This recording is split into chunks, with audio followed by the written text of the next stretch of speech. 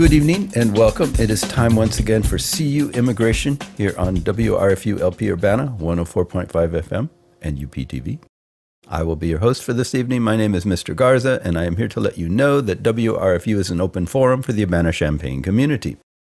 Views expressed are those of the speakers and are not intended to represent WRFU, UCIMC, or, as we like to say on the televised version of this show, UPTV.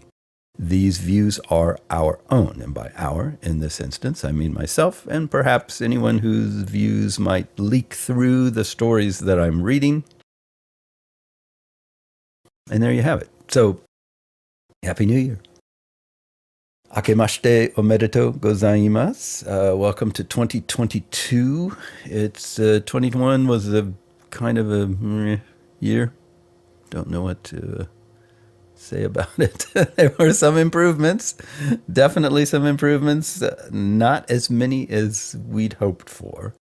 Certainly in the immigration end of things, that is the case. I don't know, which probably brings me to our first story here entitled Biden Administration Results in More of the Same Trump Immigration Policies. Not something I was wanting to be reading at the beginning of 2022, but here we are. So, President Joe Biden kicked off his administration with lofty goals to revamp America's immigration system. But with the end of the year approaching, lawsuits and infighting have stalled policy changes. Officials have fielded criticism from allies and critics over management of the U.S. southern border, and efforts to pass immigration revisions seem far away. The administration's best-case scenario is a totally mixed bag, says Jorge Lowery, policy director at the American Immigration Council. And worst case is an effective continuation of what Trump wanted. Immigration has been a politically perilous issue for Biden, whose approval rating has sagged. During an influx of unaccompanied migrant minors in the spring, Biden tapped Vice President Kamala Harris to address root causes of migration, an intractable issue that's dogged previous administrations. While Harris has announced private sector investments in Central America, she's largely kept the situation at the U.S.-Mexico border at a distance. Republicans have continued to seize on the record number of border arrests and have filed lawsuits challenging policy changes, hampering the administration in its attempt to execute some of its pledges. Most notably, a federal judge in Texas blocked the termination of a Trump-era border policy forcing non-Mexican migrants to stay in Mexico until the U.S. immigration court dates, and required the administration to bring back the controversial program it opposes and still seeks to end.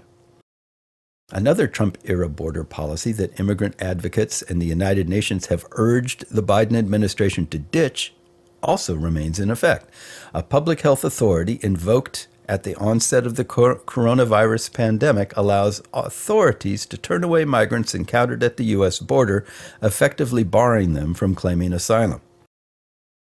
When asked about the authority, known as Title 42, the Biden administration has referred to the Centers for Disease Control and Prevention, which, according to a White House spokesperson, deems it necessary given the Delta and Omicron variants. There's also been frustration internally over immigration policy. There's been disillusionment with immigration policy and a lack of follow-through on principles espoused in executive orders issued earlier in the year, said one administration official. That's interesting. What's written here is, said one administration official said. I guess they wrote it both ways and couldn't decide which one was better and just figured they'd keep both and let us make our choice as to which one we thought was better. I don't know. Anyway, immigrant advocates who expected significant changes after 4 years of curtailed immigration under then-President Donald Trump have welcomed the unwinding of some Trump-era policies, but also have increasingly voiced concern and disappointment to officials over the administration's actions in numerous discussions. The Biden campaign promised to welcome people with dignity, and instead we have returned to Trump policies, says Karen Tumlin, attorney, founder, and director of Justice Action Center, in a call with reporters. This is not the change millions sought when Biden was elected. The White House defended the administration's actions in reversal of Trump-era immigration policies. Quote, "The president has made clear that restoring order, fairness, and humanity to our immigration system are priorities for his administration. Our immigration system is outdated and in bad need of reform, but this administration is committed to working day in and day out to provide relief to immigrants and bring our immigration system into the 21st century," a White House spokesperson said in a statement. Tumlin, among others, is suing the administration over the treatment of Haitian migrants who amassed at the U.S.-Mexico border this fall. In a December letter directed to Biden and Harris, dozens of immigrant advocacy groups urged the administration to ditch Trump-era border policies, calling them harmful and illegal. Excuse me. Gosh, I'm choking myself up here. Let's do that again. In a December letter directed to Biden and Harris, dozens of immigrant advocacy groups urged the administration to ditch Trump-era border policies, calling them harmful and illegal. Nearly 11 months since taking office, this administration continues to violate U.S. asylum law and evade U.S. treaty obligations by blocking and returning asylum seekers to places where their lives and safety are in peril, the letter reads. The United Nations Refugee Agency has also repeatedly chimed in, lambasting the use of the public health order. The continued use of the public health order is an example of the unique position the Biden administration finds itself in, tackling a pandemic and wrestling with a growing number of migrants at the U.S. southern border, many of whom are fleeing conditions at home that were exacerbated by that pandemic. Early on in Biden's presidency, officials grappled with the U.S.-Mexico border I just skipped the line there. Early on in Biden's presidency, officials grappled with a record number of unaccompanied migrants arriving at the U.S.-Mexico border that stretched thin resources and overwhelmed border facilities. While slightly fewer migrant children have arrived in recent months, other flows, like those stemming from South America, have presented new challenges. The volume and emergencies have had us in a defensive posture rather than reforms and a proactive agenda, an administration official told CNN. Despite various setbacks, the Biden administration has made some inroads on its immigration agenda, including changing enforcement guidelines to prioritize certain undocumented immigrants for arrest and deportation, ending mass worksite enforcement, halting border wall construction, and no longer applying controversial rules, like the Trump-era public charge regulation that made it more difficult for immigrants to obtain legal status if they used some public benefits. Biden also established a task force to reunite families who had been separated at the U.S.-Mexico border under the Trump administration. Last week, the task force, led by the Department of Homeland Security, reunited the 100th family separated under the Trump-era zero-tolerance policy.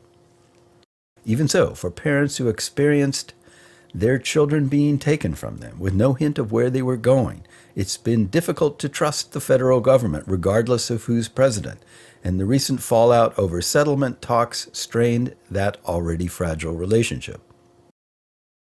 Lawsuits have stemmed from the zero-tolerance policy and separation of families. For example, the American Civil Liberties Union filed a class action lawsuit in 2019 seeking damages for the toll the separations took on families, and attorneys for families have filed separate claims. After a steady drumbeat of criticism from Republicans about the ongoing settlement negotiations, the Justice Department this month broke off the talks with attorneys for separated families.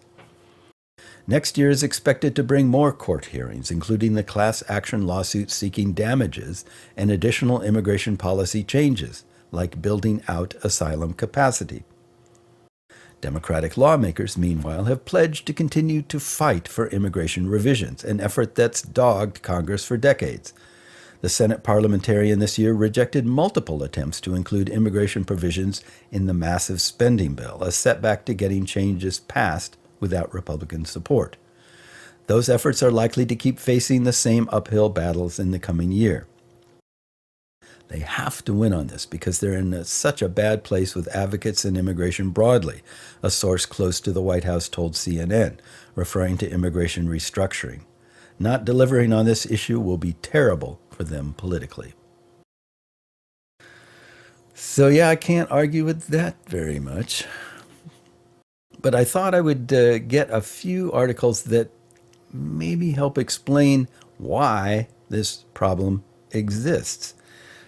So at least people will recognize that, because I think what happens too often, and I've seen this so many times with commenters and pundits and even writers of some of these articles, is that they seize on just this thing that happened and they don't look at how it happened, why it happened, who made it happen, none of those things. They just say, okay, you're in charge, this thing happened, you're responsible, which in a sense is true, to the extent at least that you are the authority and therefore you must take responsibility for it, but it isn't always necessarily your fault. And I'm not saying that so much in defense as to just make it clear that there is a difference, because back when the election was happening last year, I kept stressing there is a huge difference between what Republicans have done, are doing, propose doing, and what Democrats have done, are doing, and propose doing. And that made it worth voting. And that means your vote matters. It makes a difference. What happens, though, is that a lot of people read these things or read the headlines or whatever, and they go, see, it doesn't make any difference after all. It's no different. So that headline is Biden continuing Trump policies. And so you go, yeah, I voted, what was the point? Because it's still doing the same stuff. But it's not. And they aren't doing the same stuff. So I think it's in these details that you have to look for your answers, because the bigger, broader statements about what's going on miss a lot of what's happening. So anyway, I want to bring that up. Again, I'm not trying to be super defensive for Democrats. Democrats have loads of problems. I wish there were a third party that I could vote for that was way left of where the Democrats end up being most of the time. But there isn't realistically that option. So given the current situation, like maybe in the future, we can push for that. But right now, what we have are two parties. And we have one that heads one direction and another that heads the other direction. What keeps them from getting there is where you have to keep your eye. That's the point that you have to look at and think about and be aware of, because if Trump was clearly trying to maybe not end immigration, but curtail it to the extent that it only applied to people that he and his followers wanted in here, and everybody else was unwelcome and was going to be kept out in some way or another. That's a big deal. That's what they were trying to do. The fact that they didn't get there, they got a long way in that direction, but that they didn't get all the way there was what you need to keep your eye on. Who kept them from getting all the way there? What was it that stopped that momentum? And so now when you see these headlines about Biden administration continues Trump policies, blah, blah, blah, you have to look at what's deeper than that. You have to peel back those layers and say, okay, why are they doing that? What is making that happen? In order to understand, because otherwise you do end up with this, both parties are the same, it doesn't matter who you vote for. And that's really, really wrong. That's where a lot of people would like you to be for reasons of their own, but that's not where you should be. That's not where any of us should be on this issue. And we're going to be coming up in short of a year now, less than a year now, with these midterm elections. And you're going to need to go and vote. And you're going to need to vote intelligently based on your understanding of what's making these things happen, not who's in charge and what's happening. Yes, look at that. Be aware of that. Keep your eye on that. But who's making it happen? How is it coming about? That's what you have to look at, because those are the players. Those are the events that tell you who you should be voting for and why. So that's what a lot of my articles and discussions and talks and whatever you want to call it are going to be about in the coming months. So probably pretty much this entire year, because I want to keep you focused on the fact that you need to vote and that your vote matters and that it is important who you vote for and why. So, having said that, excuse me,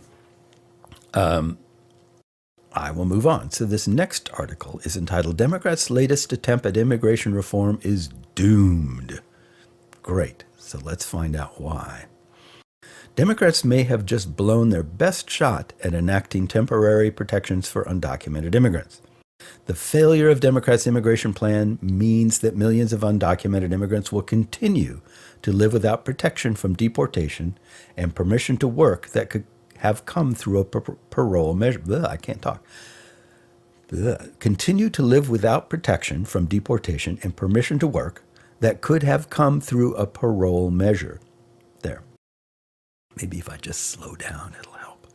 Democrats hoped to include provisions shielding undocumented immigrants from deportation for a period of 5 years and allowing those who arrived in the U.S. prior to 2011, numbering an estimated 7 million, to apply for 5-year renewable employment authorization in their $2.2 trillion climate and spending bill, known as the Build Back Better Act. But on Thursday, it was announced that Senate parliamentarian Elizabeth McDonough has decided they can't do that. Eye on who's doing what and why. Okay, McDonough was asked to weigh in because Democrats are trying to pass the Build Back Better Act through budget reconciliation, a special legislative process that allows measures to pass the Senate with a simple majority. Since Democrats have a one-vote majority, reconciliation allows them to bypass the need for Republican support. Congressional rules require reconciliation measures to be related to the budget, and the parliamentarian is tasked with determining what can and cannot be passed in this way. Okay, right there is what you need to be aware of. Who's trying to do this? Democrats generally. There are a couple of holdouts that we know about, Manchin, for example, Joe Manchin, but for the most part, Democrats are unified in their desire to do that. Republicans are unified in their opposition to this. Let's be very clear about that. That's why the Democrats are having to use this particular process in order to get the vote that they want on this. And that's why the Senate parliamentarian is able to say yes or no on it. It's not a lack of trying. They keep trying in different ways. The parliamentarian keeps saying no because apparently those ways are not passing constitutional muster or whatever. So just be aware of that. Maybe it's not constitutional. It's parliamentary muster or whatever you have it. So just be clear about it. Okay, so moving on. McDonough has repeatedly said that immigration reform has effects that go beyond the budget and has shot down Democrats' immigration proposals twice before in recent months. Twice before. This makes it the third time that they, Democrats, have tried to do this. Okay. Each time, Democrats have pared down their proposals in response. Now, McDonough appears to have decided that even their latest and narrowest plan for reform would have impacts far outweighing its budgetary consequences, making it inappropriate to include in a reconciliation bill. It's unclear where Democrats can go from here on immigration. With only a narrow majority in the House, a 50-50 Senate, and intense polarization on immigration, there is little room for them to pass remedial fixes for undocumented immigrants living under the threat of deportation, let alone the kind of far-reaching systemic reforms that they have promised voters for years. And to the extent that there is any such opportunity for smaller reform, it may evaporate next year if Republicans gain control of the House or the Senate or both. Another paragraph to pay attention to. Why can't they do this? Who's been trying to do it? Why are they not able to do it? Who's stopping them from doing it? Think about these things between now and November, because it matters. And that's why voting at these off-year elections really matters, because those are the people that you're electing in these elections. The ones you're electing in the elections, the ones you're voting for in these elections are the ones who go end up in the House or the Senate and who join these blocks of people who are saying, yes, let's do this, or no, let's stop it. That's what the vote is all about. So yeah, voting for president matters. It matters that we have Biden instead of Trump. It matters a hell of a lot. But it also matters who's in the House and who's in the Senate. And those are not as exciting races as the presidential one. They don't seem as consequential, but they are. So pay attention to them. All right. Undocumented immigrants bear the costs of failure. Parole was an important part of Democrats' plan. It doesn't give undocumented immigrants legal status, but it is a temporary protection from deportation that, when coupled with employment authorization, gives undocumented people assurance that they can continue to live and work in the U.S. for a set amount of time. Democrats' inability to include parole and work permit provisions in the Build Back Better Act, that's hard to say, therefore leaves undocumented immigrants in limbo.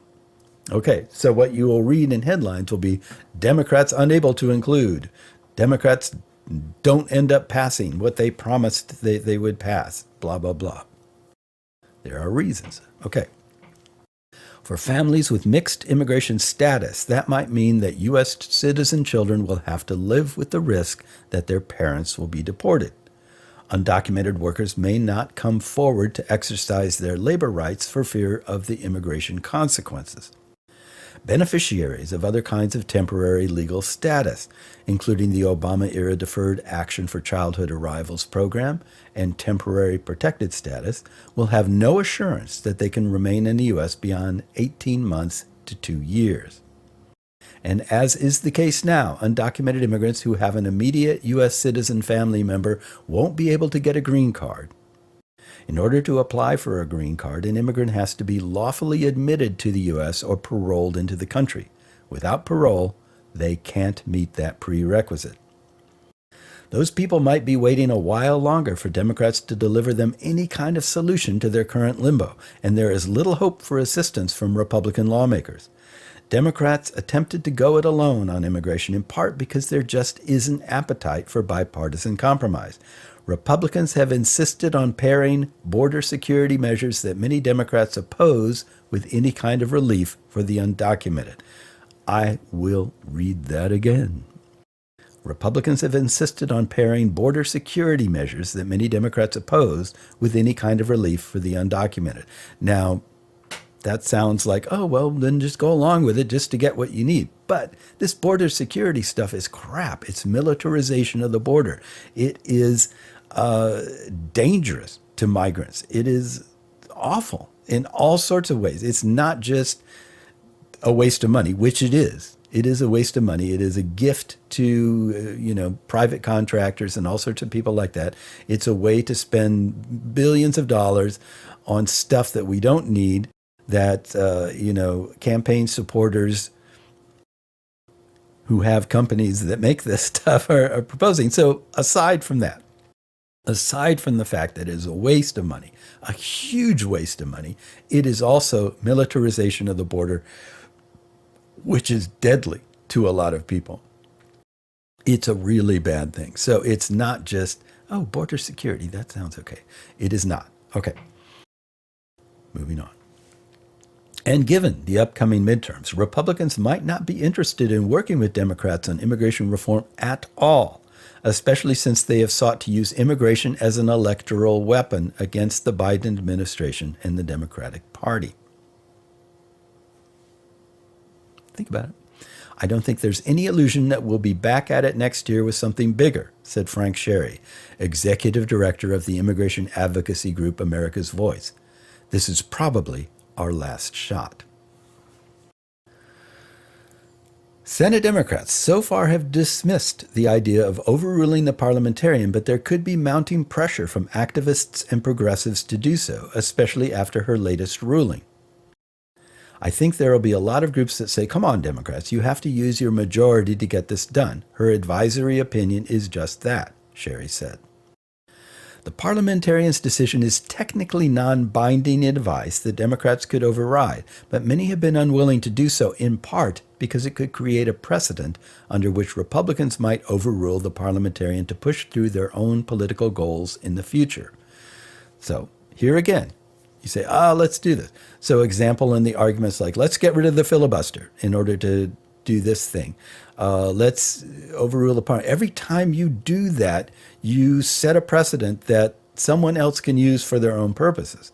So yes, this is really important, but you have to be careful with it, because if you're not, it can come back to bite you in a big way. And this could come back to bite in a big way.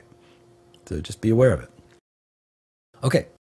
But Senator Dick Durbin, a key proponent of immigration reform, has signaled that he would be open to disregarding the parliamentarian's decision. I'd vote for that, he told the LA Times recently. I hope it doesn't come to that. Democrats are still planning to present McDonough with additional immigration proposals and would likely do so early next year. Senate Majority Leader Chuck Schumer originally hoped to pass the Build Back Better Act before Christmas, but that plan has been derailed by concerns over spending raised by moderate Senator Joe Manchin. Democrats now hope to pass the legislation early in 2022. It's not as if she has said that you can't do immigration at all, which she could have said the first 2 times the Democrats talked to her. So I think there's definitely an opening there to work with her and see what she feels would meet the requirements, said Carrie Talbot, Deputy Director for the advocacy group Immigration Hub, which has been working with Democrats on their proposals for the parliamentarian. There are other potential immigration provisions that were included in the House version of the bill. That includes a provision that would recover millions of green cards that went unused in the years since 1992. Under current law, any allotted green cards not issued by the end of the year become unavailable for the following year. In 2021, the U.S. failed to issue some 80,000 green cards due to processing delays, and those cards have now gone to waste. Another provision would allow people who have been waiting to be issued a green card for at least 2 years to pay additional fees to bypass certain annual and per-country limitations and become permanent resident years, if not decades, sooner than they would have otherwise. And it would preserve green cards for diversity visa winners from countries with low levels of immigration to the U.S. who were prevented from entering the country on account of Trump-era travel bans and the pandemic. Beyond those provisions, there probably won't be any more movement on immigration for the foreseeable future in Congress, and it remains an open question whether any of the alternatives can pass muster with the parliamentarian. Okay, so that's